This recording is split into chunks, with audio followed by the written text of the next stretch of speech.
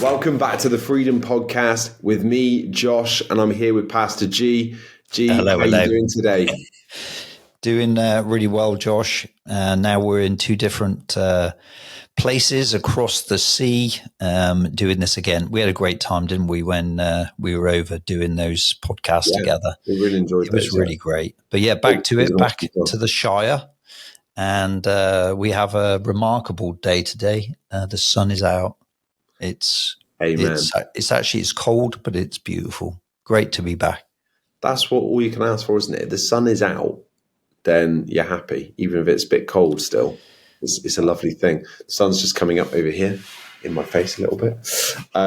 But we're excited to be back together and to share some more. We've had some great feedback from some of the podcasts we've been doing over the last few weeks. Really good. If you've missed those, just encourage you catch up with them. Really felt as we were recording those, the Holy Spirit really moved powerfully in those sessions, and there is such life in some of the things that we spoke about, the things of God. So encourage you, go back, check those out.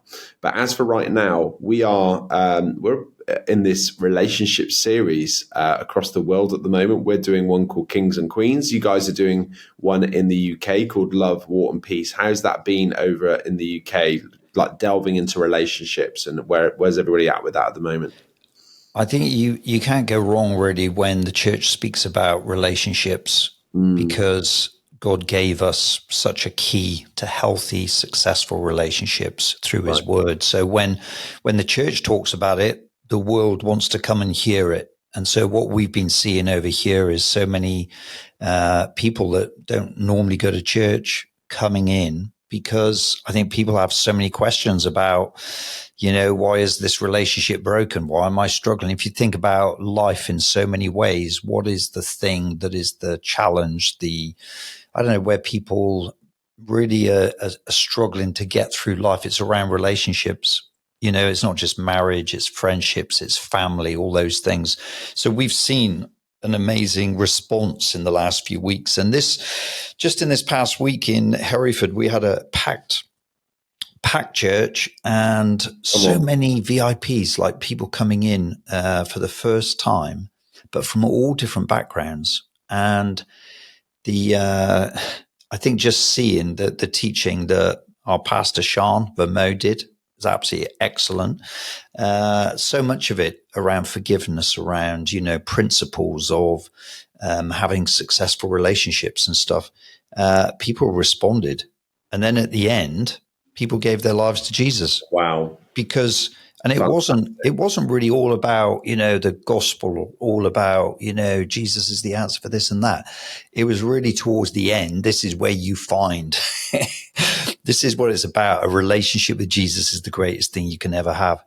And we just had people who are driven by, our building, our Forge building, which is where I am now, in our sort of Freedom HQ, never been a church, but just felt I need to go to church this Sunday.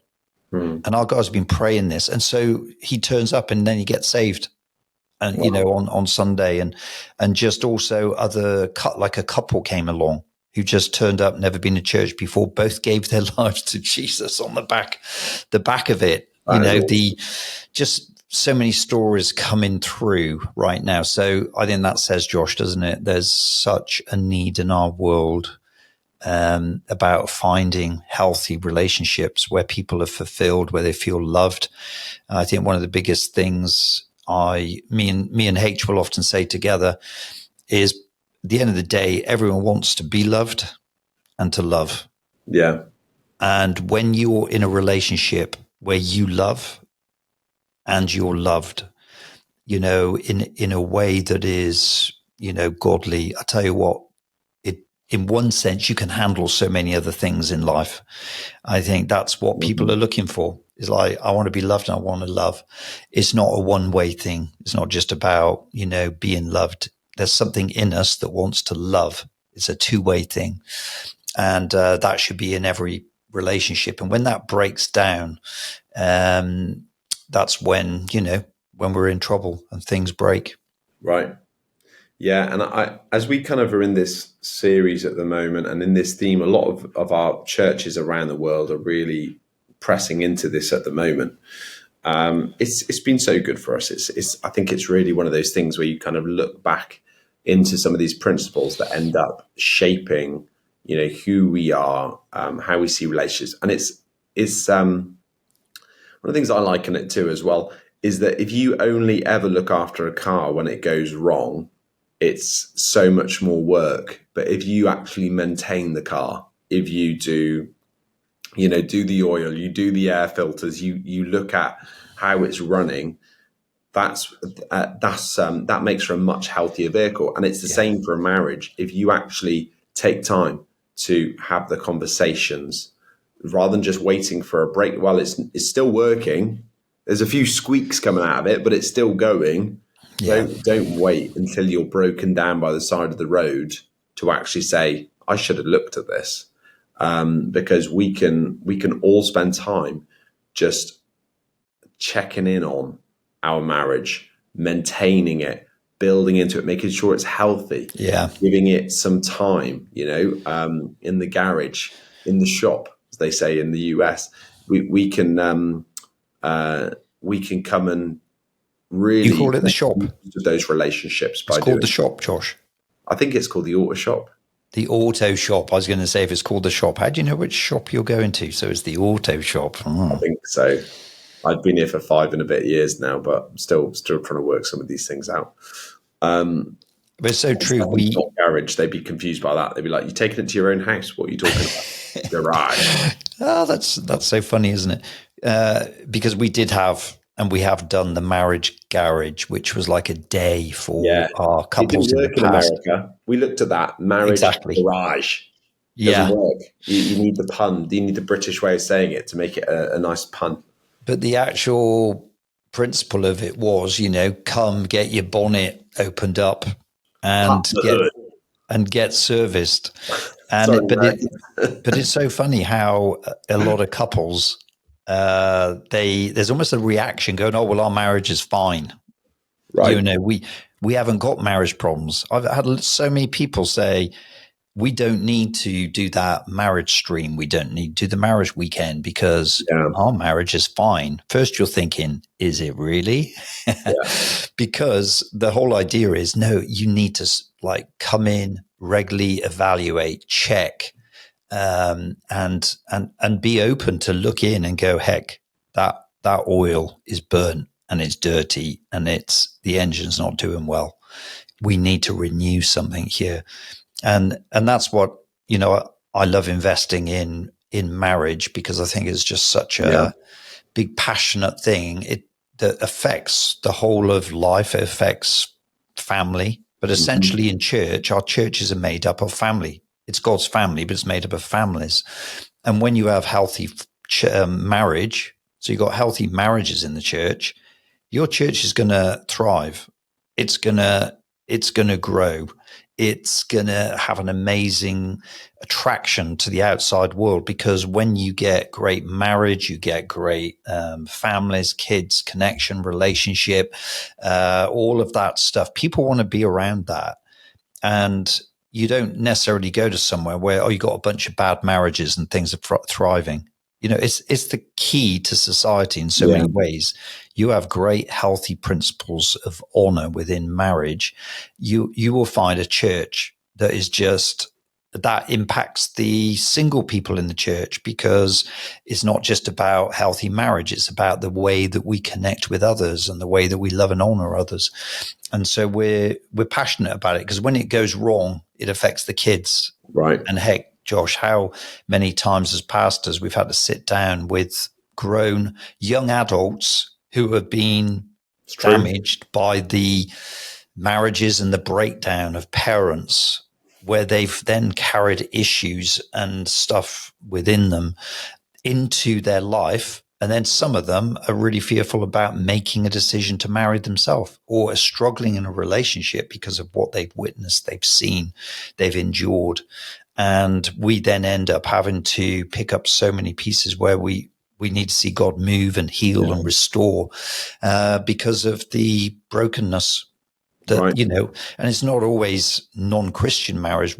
I think what I've got a complaint about is, just being real about sitting down. We got some really good marriages, but are they great marriages? It's like, yeah, they're good, but are they really great? Are they really firing on the full potential of what God has called them for? And I think I'll always be shouting in that corner saying, come on, there's more. Come on. And I think that's a great place to take this conversation today, G, is what is your vision for a great marriage? So I know, listening to this, I don't have the perfect marriage. I know that no one does. And, anyone listening to this, I think that's part of it in all this. It's just recognizing, is there somewhere that your marriage could be better? Yes.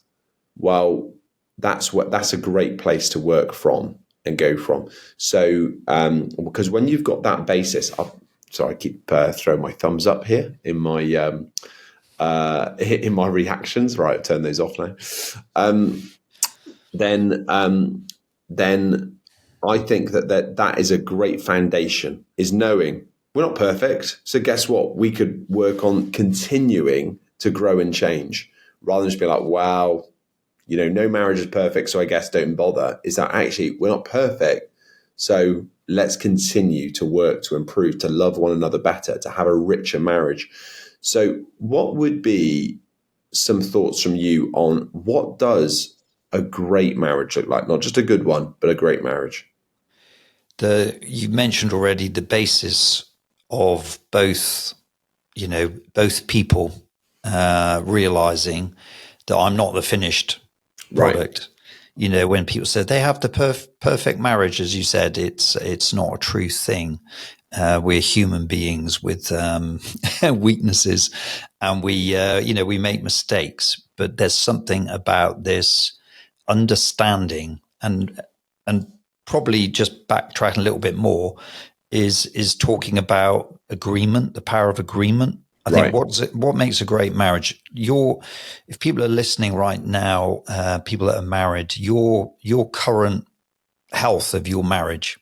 So whether it's squeaky, whether it's absolutely firing, whatever, it will be based on the original agreement that you had when you got together. That agreement is around, I'm going to commit to the fact that I'm not perfect, but I will become who God's called me to become. And I will see change. I'll commit to change, etc. That's an agreement. And if you do it together, you commit that together, you are becoming who God's called you to be. Yeah. Now that is an individual thing. And as you make those decisions individually, that I will work on this area, I will work on this. I'm not perfect, but I'm not staying where I am. I am becoming who God's called me to be. And if you both agree on that, you go on the journey together saying we are becoming, and our marriage is it's not static. You don't arrive and then say, well, we're married now. No, the journey's just begun. And if there are issues within marriage, you'll find that it's around, you got to go back and revisit the original agreement. Did we come and make this covenant together to love one another through thick, thin, whatever, that we will not give up on that type of love together in our marriage? And what does that mean? And where did it go wrong? It's like, well, I didn't really mean that. And I still wanted to do my own stuff. See, you go back to the original agreement. And it's the things that aren't always said. It's like all the things that are presumed. The focus was all about, at the beginning, it was about the romance and the wedding and the dress and the party and the people and our house, and we're going to have, our jobs. The agreement together in your relationship about it being based and centralized in God at the very heart of it, and that you both are not perfect, but you're going to commit to each other to become all that God has called you to be. And that's what you're going to do. So I think that's like a huge start, I think, is realizing I am a work in operation. H and I have been married 40 years now. I was thinking about that this morning in my, I was having a quiet time, and I was thinking about our marriage. And I was just thinking again, God help me never sit back and think that, well, it's been 40 years now. I think I've polished off most of those rough bits. I'm doing pretty good. And I say, God, help me always to learn, to evaluate, to become really better. Good. Why? Because I love H. I love my wife. And that's what God's called me to do, is to love her with everything. And if I'm going to love her with everything, I can't get to a place of saying, I'm the finished deal right now. It's like, no, I've still got things to learn. There's still ways I react. Yeah. There's things of selfishness in me that I need to conquer. And it's being aware of that, in a marriage, both being aware that there's something I can grow in, something I can learn in. We're moving together. We're not static. We haven't arrived. We're on the way. And I think Jesus does, it talks about Jesus, how we need to look at his, the image of him, and that we are in his image, and that we're becoming like Jesus more and more. So it doesn't say you suddenly become like him. You obviously are becoming more and more as you follow him, as you pursue him. And I would also say that out of everything, marriage, if you enter in a marriage, marriage will make, and you pursue this, marriage will cause you to be more like Jesus than anything else. And I'm talking about like a marriage that is after God, because it's designed to lay down yourself, to love another, to give yourself completely, and to kill some of those things within you that are your things. And this is my independent thing.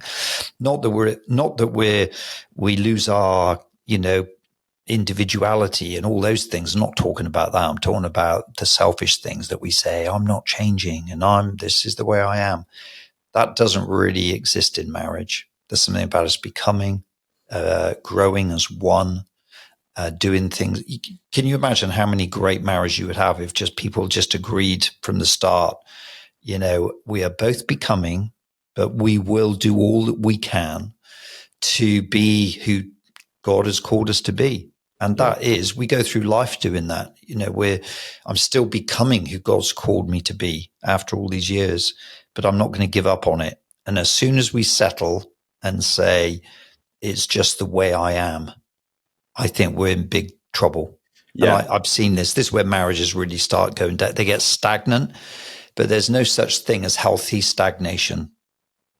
At first it looks like that bit of pool of water is fine. But over the weeks, the stuff that gets in, the trap water, it begins to get stale. Right. It begins to get bad. You get things growing in it you shouldn't. And before you know it, that relationship's in trouble. If you're not moving forward, stagnation will begin to cause a robbery of something within your marriage. So true. And I think that, I think as well, G, that one of the things as I think about, again, one of the observations I've heard from you over the years about marriage, and this is a really simple one, but it's actually surprisingly not as common as it should be, is an outward expression of love for one another. And so that's great. Hey, you've made your commitment behind, on that day, but actually a continuing affection towards one another. Yeah. And I know that that's one of the things I've heard you kind of comment on it. You want to see a great marriage, there's got to be a continuing expression of that love out from your person, the way that you talk about your partner, the way that you are affectionate towards your partner. If you never touch each other ever, it's like whether it's hold hands or put your arm around someone, maybe you're at church and you don't sit next to each other ever. Hey, we all know there's times where we're serving, if you don't sit next to each other. I know that there's something for you and for Mum where you have commented, we need to see marriages where they're not just a team, they're not just companions. You got it. But there is an ongoing affection and love towards one another. Yeah, absolutely true. It's that word companion. That was what I was going to use, because I think you can very easily You enter marriage. There's obviously, normally that's out of you're in love, romance. There's affection. You can't wait to be together. You get married, and in those, those early days, there is something about you haven't got a problem about hanging out, finding time, being affectionate, being together. It's part of that, the display of your love. And then as perhaps some of those early years go by and responsibility comes in, maybe even a family comes in, it's amazing how those areas begin to slip back, and the affection and the romance begins to sort of become almost secondary. It's like, well, we couldn't. And this is another thing. It's not just about the agreement that you have. Agreement precedes direction. So whenever you start off, you've got to have agreement. But this other thing is realizing that you've got to agree to have that romance within your life, within your marriage. It's something you commit to and you go forward in it. And I think it's really sad when people, they'll say things like, well, you can't really expect that. Even when we got married, people said to us, the honeymoon period, it lasts for about 2 years. Like people said, that's how long it lasts. And then, to make the most of it, because it will come to an end. And I've heard that so many times where people say, and in one sense, you look out in the world and that is almost what seems to happen, is that people get used to each other, they get caught up. But what we did is we made a commitment that we were going to always date each other, love each other, and be affectionate to each other. Because as soon as we end up more as companions rather than lovers, something is lost. And what it does is it begins to, it's like we have a great agreement. Your role and jobs are this, and my roles and jobs are this. And we meet together. And I hear people say, yeah, we meet like ships in the night because life's so busy. It's like, no, that's part of the agreement you came to. Yeah. And you have to be very careful that you don't take on board. And maybe because I hear some couples who we were told this, so this is normal. It's normal if you haven't got Jesus.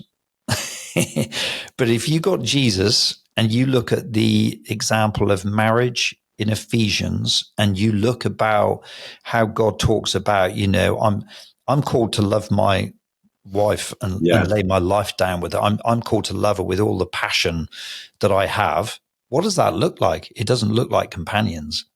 When you talk about loving the bride of Christ, the church, we believe, don't we, in our church, that's about everything that we are. And what does he say? Love God with all my heart, soul, and mind. It's like everything I have. And if we end up in being companions with the church, we're not talking about companions.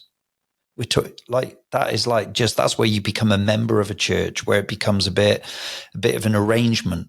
And I think it's such a warning, and a great question to ask is, did we start off? Well, I would imagine that nearly everyone, you get married because you are in love, you absolutely adore this person, you want to be with them, and you're excited about the future. And then a few years on, it's like, what happened 10 years ago? Oh, we look at ourselves now. Yeah. We lost something. Yes. Does something need to be rekindled? Does something need to be changed? Come on. You've got to keep having fun together, haven't you? Yeah.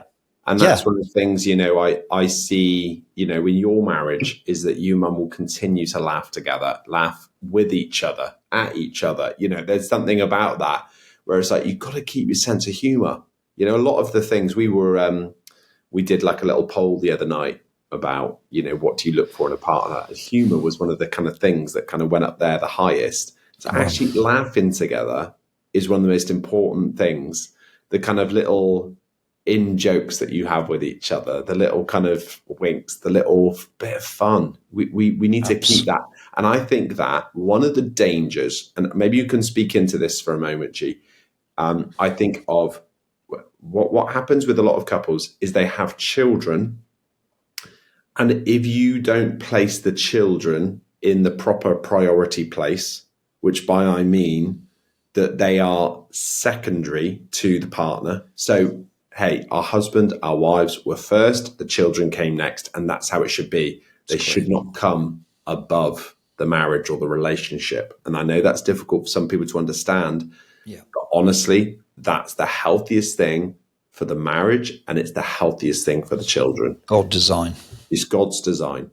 But what can happen as people start to have one child, two children, three children, and those children start to come up almost in the order and they start to contend, you then almost form into more of a team dynamic of like, Yes. right, we live together, we work together, we pool our incomes, but we've almost morphed into something else rather than that romance and that couple first and foremost. And that's why one of the things we encourage people a lot to do is like, go away for a night together. Yeah. Remember, even if you've got young kids, just take some time. First and foremost, it was you two.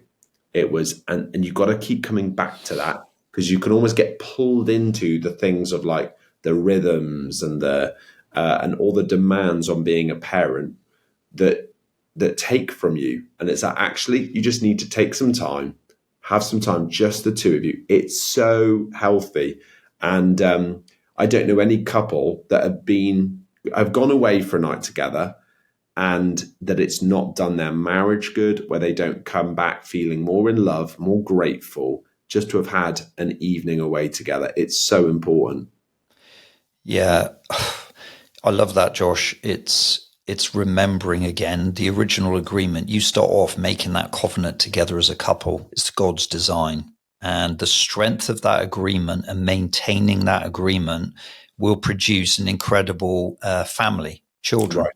But if you get that, if it becomes more about the role of being parents, it becomes more of a role than out of a relationship. And your relationship as man and wife, and if you could be really honest and say, let's just check where our marriage, we're some years on, we have family, we're busy, all the rest. Let's just check the passion levels in our marriage, 1 out of 10, and you went, oh, actually it's this. And then what about intimacy? Oh, well, we're very busy because the kids, what about our humor? The kids in the bed. Yeah. Guys, don't do it. You got to keep that, you got to keep that bed sacred. I don't know. There's just something very important about creating the space. I'm not talking about the kids coming to saying hello. We're not saying that. We're just saying you've got to protect those things, because it ends up becoming then more about the kids, and romance is very easily lost. But these things, checking, where's our humor? Where's the adventure? Where's the surprise? You will find that you would have had and scored maybe 9 out of 10, at the beginning of your marriage relationship, because that's what you committed to and chose. And if you look at that now, and this is the classic thing, is that we'll look at it and say, well, life's changed, doesn't it? And now my responsibilities, and this is what happens in life. I want to really challenge you. It doesn't have to be that way. There are different responsibilities, there are different roles. And I'm hopefully, I can speak, from experience in this, is we had 5 boys. We went through building church, building businesses. We were in those most crazy times, but we made an agreement that we would, once a week have a date night together. We made an agreement that every now and then we'd do that thing. We'd get a night away somewhere. And it was fuel to us. It was like that fresh air. We want to be together. You get back in touch with each other, and it's like, wow. As kids, we were fine. Yeah. So I can't leave little Timmy. Oh. And it's like, sorry, they'll be okay. They will be fine. And do you know what? It will be better for them in the long run if they've got parents who really love each other. Yeah. Do you know that the greatest security kids can have is when they see their parents love each other. 100%. When they also, not a companionship, not a team. I'm talking about lovers. Yes. Who really love, in a godly way. They have fun together. They love going and being together. They're affectionate together. I know the whole thing. Kids like, oh, your parents, oh, cringe. Yeah. You know, when My kids say to me sometimes, I might be having a little kiss or a cuddle in the kitchen with Mrs. S, and Nathan, I can't watch, blah, blah, blah. I said, you want to be grateful. You've got parents who love each other. Brilliant. For each other, because that is what you need. And he's like, I said, would you rather that we didn't care for each other, that we never? He's like, oh, yeah, I guess you're right. You know, and it's like when you return it back on him, and it's like, right, actually, this is a good thing. You got parents who love each other. That's really profound. I think, you know, it's not this thing of, oh, they feel a bit uncomfortable. No, I think it's probably an excuse, you know. Yeah. And I think it's a good question, even for people perhaps listening who are married in this situation, is like, when was the last time your kids were awkward because you were affectionate? You know, because they can squirm. No, okay. They can squirm. Well, it's just a sign. You don't do it on purpose, but it's a sign that if that is part of a healthy, they need to see. You have romance. See, when romance is dead, you're in trouble. When romance is dead in your marriage, and it's like, oh, well, yeah, we do go out for a date night, and your date night is going out to McDonald's or something. I don't know. Like, I've heard some people just say, we went out or we watched a film. It wasn't exactly time. Date is dating each other. It can be funny to go for a walk and get some supper and that stuff, but it is actually being together, laughing together, romancing each other in whatever ways you can. And that can be simple ways. It doesn't have to be extravagant. It can be little messages. It can be sending messages, because we used to do that. And it's amazing how it fades.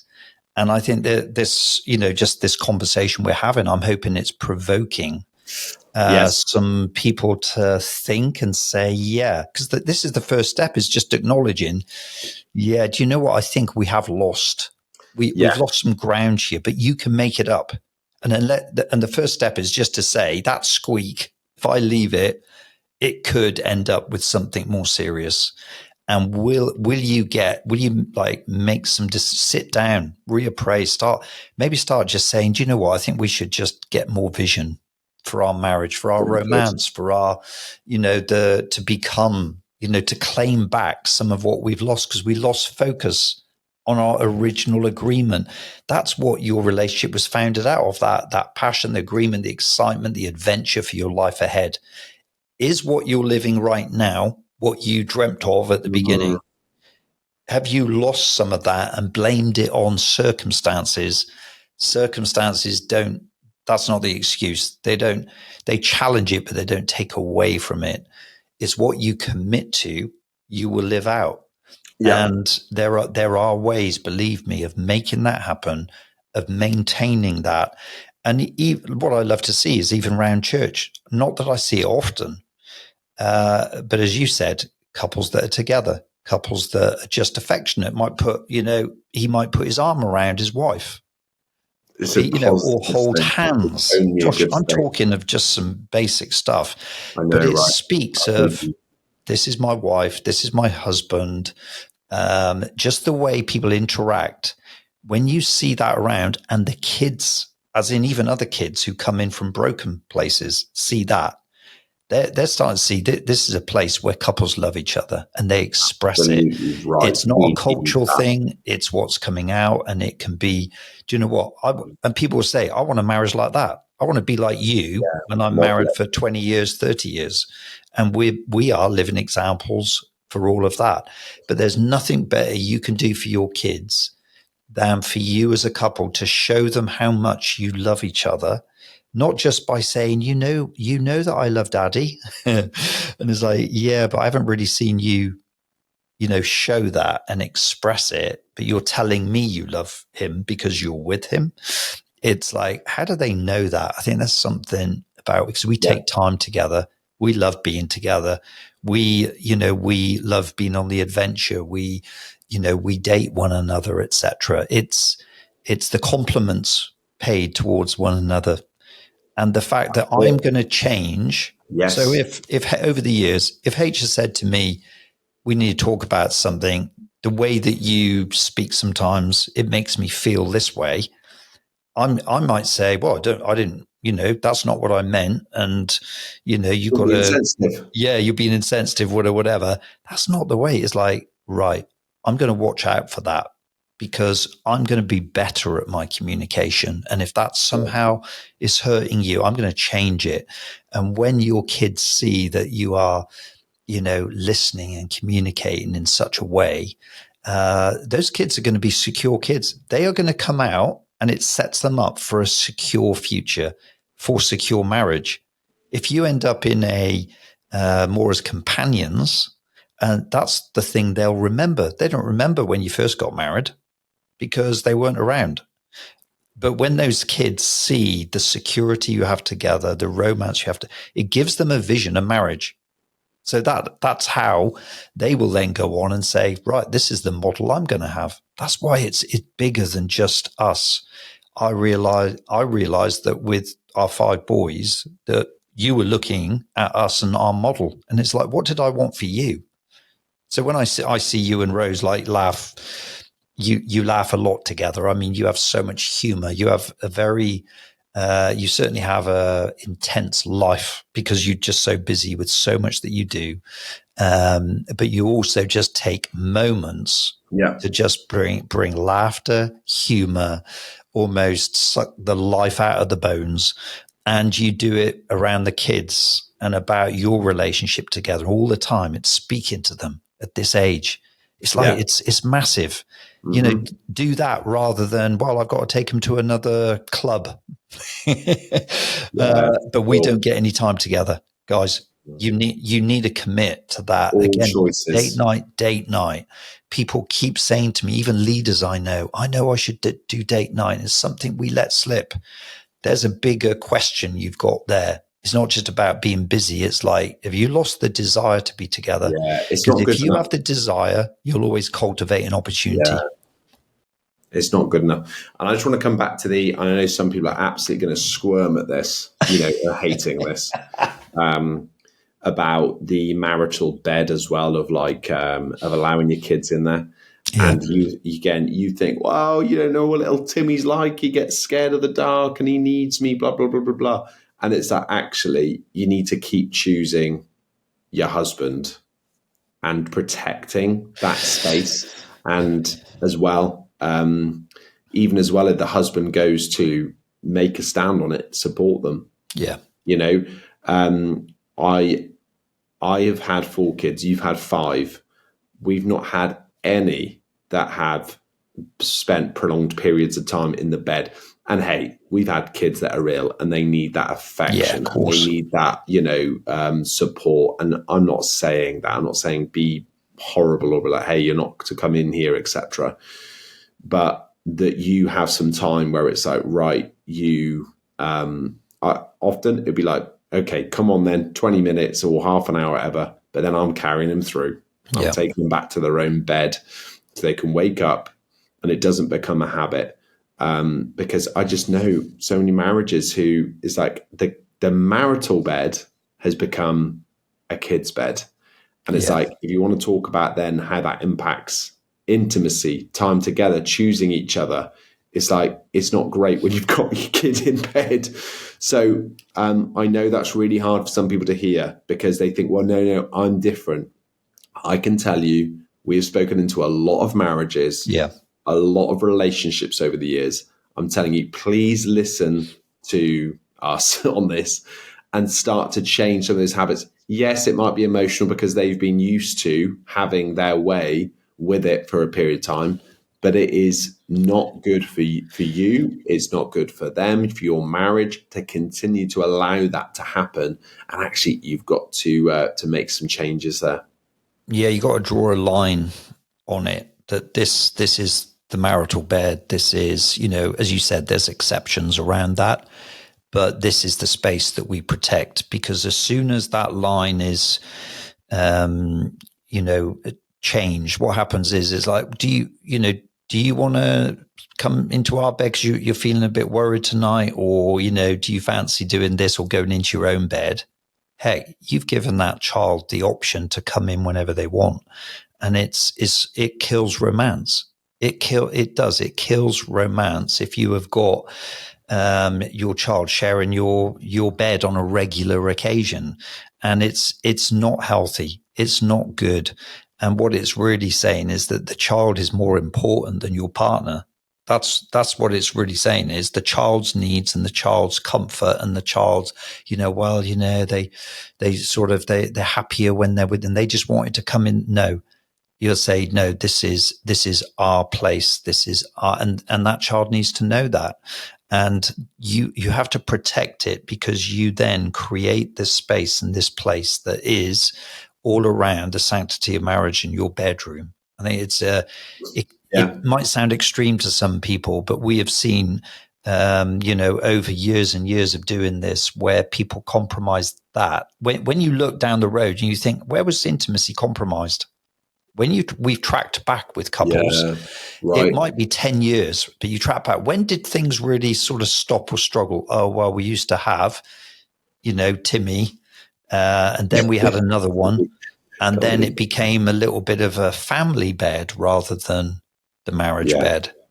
And it's just something really, you have to go back again to what did you agree to? And listen, as you said, listen to one another. Because I think that if we struggle around the areas of intimacy in marriage because things have become difficult, it's a great excuse. Oh, please don't use your children as an excuse for the lack of intimacy, or because somehow you're struggling. You need to have a conversation about it, not use a child as an excuse. And if you're still listening to this and you've been able to stand it, because some people, this will have really either annoyed them, upset them. I'm sorry. We've got to give you some truth here. So, hey, if you're still listening, if you're still with us, then the other thing I would say as well is I think that some, I'm going to say women particularly, like the affection and the comfort of having the child in the bed, because there's like something that they receive from that. And again, I would say you got to get that from your husband, not your child, because it's almost like you're getting an affection, a cuddle, being needed by them, and actually there's something of like, no, actually that's meant to be between you and your husband in the marital bed, and so almost again recognizing, hey, when we're on the sofa, or maybe when we've woken up in the morning and you want to come and jump in for a cuddle, great. But doing that through the night, or it's not good. But hey, if you're still here listening to this, well done. Yeah, and it is the reason that we're saying it, Josh, is because we've seen. We've been involved. We want the best for you, honestly. We've been involved for decades in this, so we have seen the working out of it. We've seen those that do, those that don't, and that's what we're trying to condense into this short conversation. Is that this is the fruit of it? This is where these things are lost, where they're eroded. And if you absolutely love your, your children, this is the best thing for them. It's not about, hey, we just want to, they can come anytime. And if they're worried, I tell you what, they're going to be fine. They will be fine. And it's putting those priorities in order that you, as a couple, like each of you are the priority first when it comes to that. Yeah.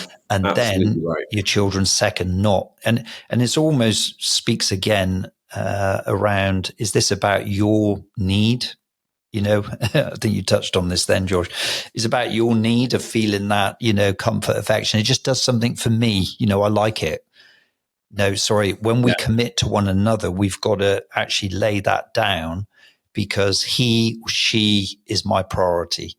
And that comes first. And when you put it in that order, and then it's going to do your kids healthy. That is a godly order, and it does them good. It's a great model for them for the future, because what often happens is when you get that in place, they replicate it, and the pattern can carry on.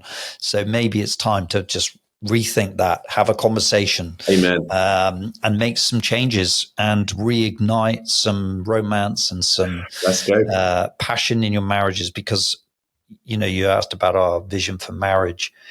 I believe we have so many good marriages in freedom. But if I'm really honest, if I look at it Can I see there's room for more? Yes. We see people come in all the time, and these are great people, great families, all been different journey. We have a vision, me and H, to see great marriage, not just good. And I think that takes work. It takes fresh vision. It takes change.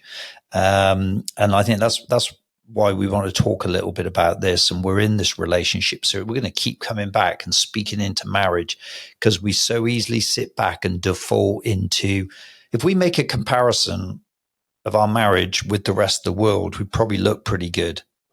But I want us to compare it with what God called us into marriage in Ephesians, what he speaks about that heart and mind and soul type marriage that is passionate, that shows love, that sacrifices themselves, that raises great human beings within that model of marriage, because we have that great responsibility. And if we can see more of that, just even through this conversation, we are cheering you on. Amen. And, we are for marriages, and we're for you listening to this, for sure. And I think even as you're saying that, G, one of the things that the phrase that comes to mind, Jim Collins wrote this, I think, was that the enemy of great is good. And because it's like you can settle for good. And actually, I think there's a lot of marriages where we're pretty good. Look at the marriages in the world. Yeah. Look at my neighbor. Look at this family member. I mean, we're better than that. But actually, good can make you settle rather than saying, we want a great marriage. We want the best that God has for us. How can we continue to work? So I think even as you kind of reflect on that, that's one of the things that I would just take to you. Have you got a great marriage? Is it as best as it can be? Don't just settle for it. Continue to work on it, grow in it. The last thing that I just wanted to just ask you about was, we talked a lot about marriage in terms of, mostly around what it's like in the home and, how personal you are for one another, which is the predominant way that we're going to, really see marriages change. But we talked about having great marriages in the church. And I just wondered if there was just one thought you had for us around what you're looking for in a couple that are in the church, and you look over at them and you think, that's a great marriage. Like, what are they doing or presenting in terms of the way that their marriage operates within church? Yeah, I think the Bible talks about being equally yoked, which we tend to sort of refer to if someone's a non-Christian and or a Christian, but it's obviously far more than that, and it refers to this oxen that is yoked together. So two yoked together, and it says, when two are yoked together in Scripture, they can pull more than just two individuals. Wow. There's a superpower. So what I'm looking for this, that they're equally yoked. Because sometimes you'll see one partner in church of a couple, you'll see one of them who is like really, either they might be committed, they might be really sort of taking on stuff. And then you see the other one almost disjointed. Wow. So and then you see it also within the way they talk to one another. One is almost pushing this way, the other one's pushing that way. There is almost this like out of rhythm, and it does come back to the agreement. But that's what I recognize when I look. I think you guys, there's a rhythm in your life here. You're in agreement. We call it the three-legged race. You fall down if you're both trying to pull separately, but when you pull together, you can achieve so much more. And I think that in the way that they speak to each other, the way they esteem each other, you can tell it. That should even be around church. Just the way there's a fondness, there's an interaction. It's like, hey, we got some fresh vision going on in the church. But they're both like, we're there, we're here. I think it's that thing of togetherness. It's not him saying this and she's reluctant, or she wants to and he's not present. It's always like she's the one pulling and he's not there. It's this like equal moving together, flowing together, an agreement, say we're in this together. And I think this is a great test. And you take your car and get it tuned, the engine tuned, so it's sort of together. That's what it is. It's tuning in together, what we've agreed, what our vision is together. And that's what when I see that around church, that couple, can achieve far more than just two separate individuals that are doing their own thing. I'm doing this and he's doing that. When you get a couple standing together, you've seen this, Josh, in Raleigh, because we saw some of your couples, and you can just see, wow, they're tuning in together. Yes. And they're basically saying, as for me and our house, we're going to serve the Lord. We're together in this. When we come into church, we're a unit. So it's about being a unit, being one together. And it's a powerful, powerful thing. And it represents, God so much in the way that we do that. That would be one of the things. Yeah, I think that this is something we've talked about, reflected on before together, is how almost there seems to be a little bit of a slip, particularly perhaps in British culture, European culture, whereas like, oh, you go out tonight and I'll stay in with the kids. And actually that what we're looking for in a great marriage is like, actually we build kingdom together. Yes. And we turn up together. We pray together. We're present together. Actually, the kids will be okay with a babysitter tonight. We're going to actually invest in a babysitter tonight. Yeah. We might give our tithe, but part of our offering is like, actually, we're investing in getting a babysitter every single time so that we're there together. And I think that would be a great shift. If you are not attending things together, it's always him or then it's her, you need to look at that and shift it. It's disjointed. And you are not going to see a great kingdom marriage when you're always doing things apart. You need to be united. Turn up to small group together. Turn up to that vision night together. Turn up to prayer together. I cannot emphasize that enough. It's almost, again, where that erodes a bit and it's like, you do this bit, I'll stay at home, do this bit. Well, we can't afford to do, a babysitter, but you're going to pay to go out and see a comedy show, or you're going to pay to go out and have maybe a special meal or something. Amazing how we can say, well, we can manage that, but only one of us needs to go. I think we got to pull together. And I have seen the absolute benefit and growth of couples that commit together, not separately. And then I have seen the erosion of couples that decide only one of them will commit.